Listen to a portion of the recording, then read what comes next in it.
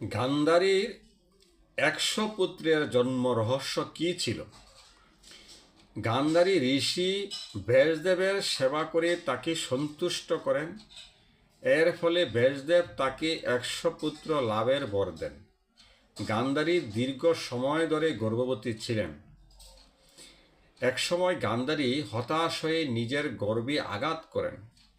এর ফলে তার গর্ভ থেকে একটি শক্ত মাংসপিণ্ড বের হয়ে আসে।